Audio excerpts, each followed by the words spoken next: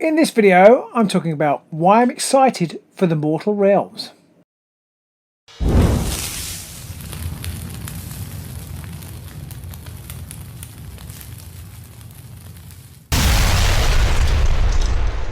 Hello AOS fans, Robin here. Yes, today I'm going to be talking about the Mortal Realms. We have AOS Dominion almost on our doorsteps. Pre-orders go live, I think, tomorrow as I record this. And obviously I've done my video of the unboxing, and so everybody's very excited about the Mortal Realms. Everybody's very excited about Age of Sigmar. So I wanted to talk a little bit about why I'm excited about Age of Sigmar. And actually, although Dominion has whetted my appetite, it's not really anything to do with Dominion at all. It is in fact down to those lovely people at Cubicle 7 and their Age of Sigmar Soulbound role-playing game, which, I don't know if you've been following it. If you haven't, this video is kind of designed for you guys to tell you what they've been doing and why I think it's really worth looking at. If you've been a long-term player of Age of Sigmar, the war game, then I think you'll love Soulbound if you can get a group of like-minded people together to do some adventuring in the Mortal Realms, because, as you know, I've been sceptical for a long time about the Mortal Realms and the new Age of Sigmar system, and not so much the game itself, but just what was our motivation? Why were we here? What were we doing? But Soulbound is absolutely brilliant for putting a reason for doing the things that you're doing on the map, if you will, and it's really fleshing out. I know Games Workshop have done loads of work, particularly in the Broken Realm stuff recently, but throughout the time of building up the story of what the Mortal Realms is about. They've got this huge blank canvas which they're gradually filling in, but I'm really thrilled at the what Cubicle 7 are doing, and the team on the Soulbound role-playing game. It's almost like the Games Workshop is very high level, the Age of Sigmar stuff is very high level, and these are like drilling down and really looking in detail under all the rocks and everything, and how all the cities work. And this is the stuff I love. And I'm almost now at the point where I'm thinking, my time for role playing, and obviously with the pandemic, role playing it's kind of gone on the back burner. But when I pick it up, I always thought I want to pick up Warhammer Fantasy roleplay first. I want to dive back into the enemy within campaign, but I think this system is more modern. They've kept the nuts and bolts of Wolfrup. This system feels more modern. It just feels a little bit slicker. But actually, the old world now is almost preserved in aspect. Now, obviously, they are evolving the setting and they're doing stuff. But their biggest release at the moment is bringing out stuff that's already been released way back when. It's been updated. It's great. I mean, again, the production values are brilliant. I'm not dissing that at all. I think that would be wonderful to play if I had the time. But I almost feel like now, whether I like it or not, the old world has gone, and Games Workshop are moving on, and they're building this Age of Sigmar setting, and the team at Cubicle 7 are building it with them, and they clearly are building it with them. There are things in here which I'll come along to in a minute, but there are things in the new stuff which ties in directly with what Games Workshop are doing, and it shows you that they're having this kind of strong communication, really talking to each other, and they're obviously, if not involved in the design process, then at least told about the design process, which you can never tell with Games Workshop. Sometimes it feels a little bit like they fire stuff into the sky and they don't bother to even look where it lands. But I really feel like they're working together in partnership. I keep doing that. Together in partnership to create a brilliant world for us all to play our games in, whether it be big tabletop games or smaller scale role-playing games. So what have Cubicle 7 got going on? Well, there's loads of stuff out. There's not a huge amount out of physical format. I've done a little review of the starter set, which is lovely. I have got to review in the future the screen, the Games Master screen, but I've had that a little while. I've been meaning to do a video about that, but I wanted to talk about this with Dominion being on the doorstep, everybody being very excited about Age of Sigmar. I want to talk about what they're doing in the future and where they're going with it. If you haven't seen, do follow their website for all this information, because there's loads of stuff. There are a few PDFs out, so I think the physical books are out as the starters, obviously the big actual rule book itself, and the Games Master screen. But then there's a few PDFs out to look at, and we'll start by looking at one of those. So the first thing is the Beastery. It's $20.99 for the PDF, or hard copy with PDF is $34.99. I feel like it's almost worth for the extra 15 quid. Going totally out for the hard copy, because the hard copies are beautiful. I obviously haven't seen a hard copy of that, but the hard copy of the other books are beautiful, and I think it's totally worth it. And I'm an old duffer, I can't really work off the screen. And this, I guess, is a pretty standard role-playing game release. There isn't anything earth-shattering in this. It's just a really nice book. But you get your core rule book, you often get your starter set, and normally the first book that follows afterwards is a bestiary. So in the bestiary we've got 180 monsters, we've got stat blocks for them all, we've got descriptions of how you might incorporate them into your adventures. There's also a block of kind of like rumours for each type of monster as to how and what they, you might gently introduce them into your adventure. So we've got monsters like the Blood Master in here, we've got the fantastically named Snippety Bile Piper. That's what I've written down. My handwriting, I read that about 4 days ago. My handwriting's terrible. And so they're from the Maggot Kid of Nurgle. There's a whole lot of stuff about Skaven. We know how Pete loves his Skaven. We'd be interested to see that. We've got zombies, just everything. Night Haunts. So the Iron Skull Aurochs are in there. So the things like that on a Maw Crusher. And then I've written down a Mangle Squid is in there. I hope that's what it's called. My handwriting is awful. I really need to go back to school and learn how to write better so I can actually read my notes when I do these things. But yeah, every creature you can think of from the Mortal Realms is in this bestiary. 180 of them. So you've got all the demons in there, and just loads of stuff. I'll flash up a few pictures. Boop, boop, boop, boop.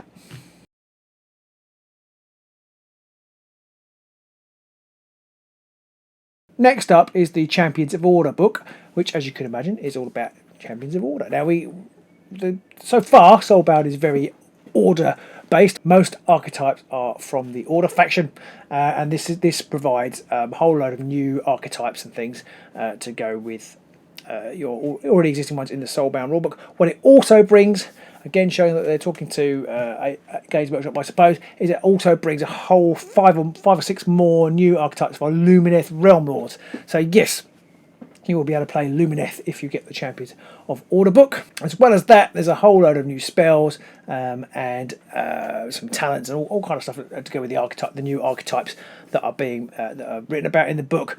Perhaps the most interesting thing, and again this is kind of expanding on that lore, is Soulbound is all about the binding of the characters together into this kind of Sigmar-driven force of goodness. I suppose, and the Stormcast Eternals, you can play them, but they sit outside of that. But the other kind of, if you're playing a free person or a Carried Over or a Fire Slayer or whatever, they have a binding which kind of binds them together to do these adventurings and get these bonuses and things. Sort of makes kind of like almost like they're God chosen, I suppose, for going off on these adventures.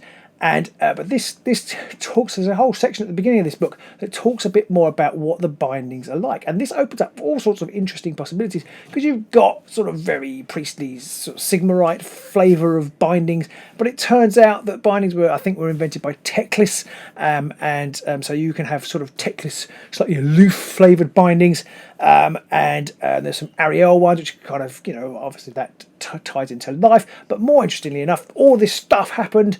The binding was kind of created and invented well before any of the events of Age of Sigmar. So it was the old Gorka Morka got their fist in there somewhere, and Nagash got his teeth into it, and so you have all these elements to build the bindings, and it does hint at the fact that in the future we might see some supplements that explain what a Nagash binding is like. It'll be completely different to a Sigmar one, and that's really interesting and opens up all sorts of exciting possibilities, I think, for not only the system but for the whole universe as a whole. And then on top of that, you've got a lot of stuff about sort of flesh out why you were chosen for your binding, how you ended up there, and sort of just to give you a bit more background information and a bit more sort of a platform, I suppose, to build. And again, it's all about motivation. I've got using this phrase, what's my motivation? But again, the motivations for your characters and why you've been bound together with these particular people and what you're hoping to succeed at and why you're doing it, rather than just, well, because the GM told me to. So it gives you something that, again, to build off your character and to flesh out the stories and flesh out the people of the Mortal Realms, because I think that's been the real break for me in Age of Sigmar. It just felt like at the beginning a vehicle for battles, which was not terribly interesting for me, but suddenly we're getting to see a little bit more not suddenly, but we are now seeing a little bit more about how the people of I was going to say Middle Earth, then the people of the mortal realms kind of interact, what their daily lives might be about. And that brings us on to another one of the publications I should get to in a second. Before I talk about that, let's have a little bit look at the content of this book. As I said, you can bring in Lumineth Realm Lords. You've got 4 new Lumineth archetypes, and there's a whole lot of before that, a whole lot of lore and background on the Order, forces of Order, and the gods of Order. And then there's no new archetypes for free peoples, but there's lots of information about what life is like in the cities and realms in the Age of Sigmar universe. The Daughters of Cain are quite interesting. Again, it shows evidence, there's a real strong evidence that Games Workshop are talking to Cubicle 7 about what they're doing. There is a reference to the ascension of Morathi to godhood from Broken Realms. So they clearly were in conversation with each other. I actually wish I'd paid a bit more attention to the timings. Maybe could sneak a bit, because I got these PDFs quite a little while ago. Maybe I could have got some sneak info. Probably not, but maybe. It would have been quite interesting.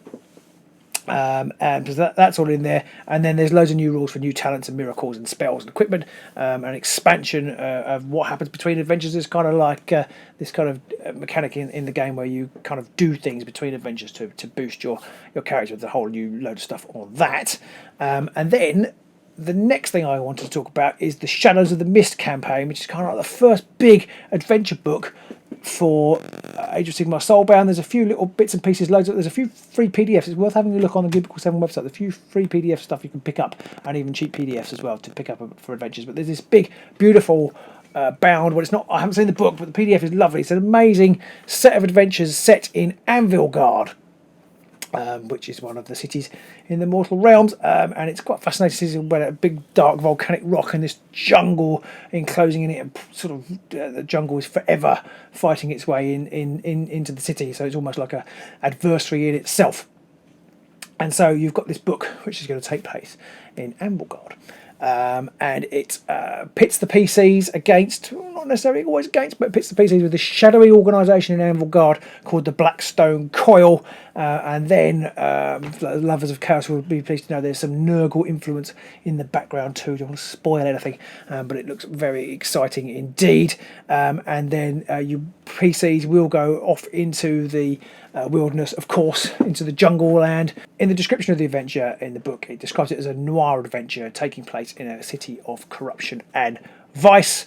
Its inspiration, it says, comes from noir investigation stories and pulp adventure stories. So that's really quite exciting. There are forays into the wilderness. There are abandoned temples to search. There are Skaven in it, Pete. There are Skaven in it, which is very exciting. And there are pirates. So, that's just, from a few choice morsels from the adventure. But it's 6 adventures all strung together to make this overreaching campaign, which is very exciting. And if that wasn't enough, what's really wet my juices is at the end of it, there's a whole load of information. Now, this is a bit spoilery if you're catching up with the Broken Realms. There's a whole load of information about what happens with the Broken Realms Morathi story, because those of you who know, Morathi kind of broke Anvilgard, made some sort of pact with the Deepkin, don't want to speak too much, and the city fell. And then there's a whole load of new stuff that you can do for adventures in this new Broken Realms city of Harkuron, maybe that's how it's pronounced. So there's loads of triggers and stuff. So that's really, I don't know, it's really exciting, don't you think? I feel like you're getting to adventure on fresh ground that's being almost broken in front of you as you go, which is a really interesting feeling. And I haven't obviously read the whole adventure all the way through, but it looks really exciting. There's lots of really interesting stuff there, and I really want to play it. I know I keep saying to my patrons perhaps I'll try and play, but this is really, I know a lot of them will really enjoy elements of the story, so I really want to try and get out there, have a Patreon game of Age of Sigmar, but time. But let's see, maybe we can do it in the latter half of 2021. If that wasn't enough, there's something that possibly is even more exciting than all that I've just talked about. Even more exciting, maybe, depending on who you are, than Dominion. We've got a little PDF coming out, which is perhaps not quite so exciting. We've got the Stars and the Scales. It's quite exciting because it will enable you to play Seraphon characters. So far in the Soulbound rulebook there was no Seraphon, and in the Champions of Order there's no Seraphon, but there's going to be a little PDF. I don't know if it's coming out in a physical format of how to play some Seraphon archetypes, which would be, I know some people will love that. Then another book called Steam and Steel, which is like an equipment book. It's going to get a fairly standard RPG release. And that's going to be filled with loads of new artifacts and lots of stuff about crafting. Crafting is quite a big thing in the Age of Sigmar world. In Soulbound, sort of various archetypes can craft stuff and design, whether it be runes or mechanisms or whatever, to enhance their life. And there's a whole book devoted to how that fits into adventuring and daily life. And again, it's all part of this fleshing out of real people's lives in Age of Sigmar. So where and how and why they craft this stuff. It's all interesting stuff and adds to the richness of the setting. Saved the best till last. I'm not sure when this book is out. It's not even out available as PDF yet. And it's called Champions of Death. So we've had Champions of Order, we have Champions of Death. I assume we might get Destruction and possibly Chaos moving down the line. I have to say, I've been flashing up the pictures of these things. The artwork on these books, I can't remember the guy's name. I'll try and flash it up. But the artwork on these books is amazing. I just want to own them and put them on the shelf and just look through them, and they just look amazing. And they really, I think they're a brilliant gateway to the games. But anyway, Champions of Death. So this will enable you to play AOS as the undead. So you could play a vampire, or maybe an Ossiarch Bone Reaper, or a Nighthaunt, or perhaps, and I hesitate to say this, perhaps as a Flesh Eater Court. Remember the Flesh Eater Courts? It's a big kind of running joke, which I don't find funny as a Bretonnian player. It's a running joke that the Flesh Eater Courts are all Bretonnians. But this is the opportunity for you to play a Flesh Eater Court and actually behave like they think they're a Bretonnian, which I think is amazing. So there is basically all this stuff. There's going to be all these archetypes and talents and skills and things for playing as a member of Undeath. There's going to be information about bindings by Nagash, tying back into some of the stuff in the Champions of Order books, so we might find out what they're like. There's also some stuff, so you could have a completely design a campaign or a group of adventures of binding, I guess, entirely devoted to Nagash's will. But there is also going to be rules in there for how you're going to tie them in if you want to play with the Forces of Order. I'm not quite sure you can play Flesh Eater Court, but maybe a vampire, maybe some of the more upwardly mobile undead could maybe tie in with Forces of Order to mix and match your adventures. Don't know how that's going to work. Interested to see. And so that's it. I mean, I'm actually amazed how prolific Cubicle 7 seem to be with their content for Age of Sigmar. I really love all the Soulbound stuff that's coming out. I know I haven't played it yet, but I really want to, and I hope I do get it sometime during this year, do get it to the table. Just wanted to let you all know how great the stuff is. You might have thought, oh, role-playing games aren't really for me, or I'm all about the tabletop, or even just like me, you haven't got a lot of time.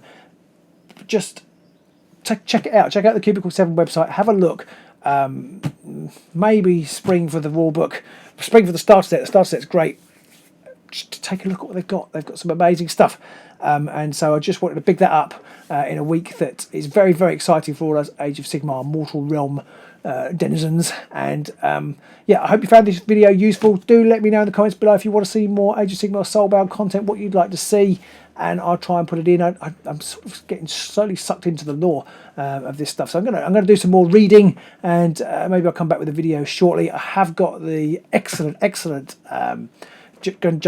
Dungeon Master game. I have got the excellent Games Master screen to review soon, so I'll do that hopefully very shortly. But in the meantime, keep well, and we'll see you soon on the Age of Sigmar.